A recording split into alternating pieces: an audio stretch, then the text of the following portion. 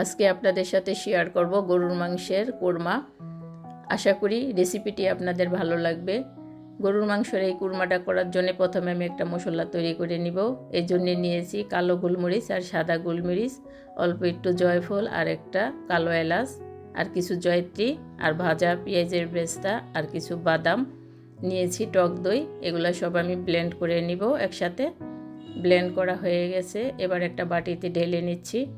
এবার রান্না করার জন্য চুলায় একটা ফ্রাই প্যান বসিয়ে দিয়েছি আর দিয়ে দিচ্ছি রান্নার রেগুলার তেল আর কিছু পেঁয়াজ কুচি। এবার পেঁয়াজটা আমি একটু হালকা করে ভেজে নিব, বেশি ভাজবো না, হালকা করে একটু ভেজে নিচ্ছি। এবার দিয়ে দিচ্ছি 1 চামচ আদা বাটা, 1 চামচ রসুন বাটা। এবার আদা রসুনটা একটু ভেজে নিচ্ছি। এবার দিয়ে দিব 2টা তেজপাতা আর কিছু গরম মশলা। গরম মশলার মধ্যে থাকছে এলাচ, দারচিনি আর লবঙ্গ। এবার সবগুলো মশলা আবার ভালো করে ভেজে নিব। এবার দিয়ে দিচ্ছি স্বাদ মতো লবণ। এবার দিয়ে দিব 5-6টা কাঁচামরিচ, আমি মাঝখানে এটা একটু কেটে দিয়েছি। এবার এগুলো আবার একটু ভেজে নিব। এবার দিয়ে দিচ্ছি ধনিয়ার গুঁড়া 1 চামচ, জিরার গুঁড়া 1 চামচ, হাফ চামচ মরিচের গুঁড়া। আমি হলুদের গুঁড়াটা ব্যবহার করব না, মরিচের গুঁড়াটা দেওয়ার কারণ হলো একটু কালারের জন্যে, দেখতে ভালো লাগবে। এবার এই মশলাগুলো ভালো করে কষিয়ে নিচ্ছি। এবার দিয়ে দিব ব্লেন্ড করা মশলাগুলা। এবার সবগুলো মশলা একসাথে আবার ভালো করে কষিয়ে নিচ্ছি। আমি আজকে কোরমা বানানোর জন্য 1 কেজি গরুর মাংস নিয়েছি।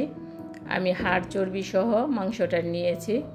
আপনারা চাইলে ফ্রেশ মাংস দিয়েও করতে পারেন, কিন্তু হাড় চর্বি মাংসটা দিলে খেতে ভালো লাগবে। আমি এই জন্য হাড় চর্বি সহই মাংস নিয়েছি। এবার মাংসগুলো আমি মশলার সাথে ভালোভাবে কষাবো। পানি ব্যবহার করব না, কারণ মাংসর থেকে পানি বের হবে। এই জন্য এখন আর পানি দিচ্ছি না। দেখেন কতটা পানি বের হয়েছে। এভাবে অল্প আঁচে আস্তে আস্তে মাংসটা আমি কষাবো, তাহলে মাংসটা অর্ধেক সিদ্ধ হয়ে যাবে। এভাবে মাংসটা আমি আধা ঘন্টার মতো কষিয়ে নিয়েছি। মাংসটা প্রায় কষানো হয়ে গেছে। এবার আমি হালকা কুসুম গরম পানি মাংসের মধ্যে পরিমাণ মতো দিয়ে দিব, যাতে বাকিটা সিদ্ধ হয়ে যায়।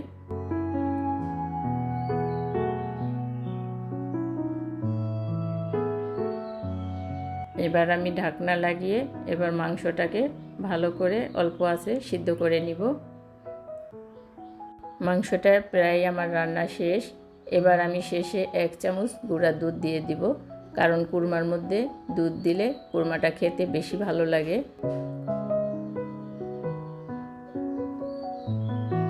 এবার গুঁড়া দুধ দেওয়ার পরে আমি কিছুক্ষণ এটাকে জাল করে নামিয়ে নিব, কারণ একটু ঝোল থাকলে বেশি ভালো লাগবে খেতে।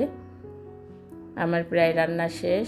এবার আমি একটা বাটিতে ঢেলে নিচ্ছি।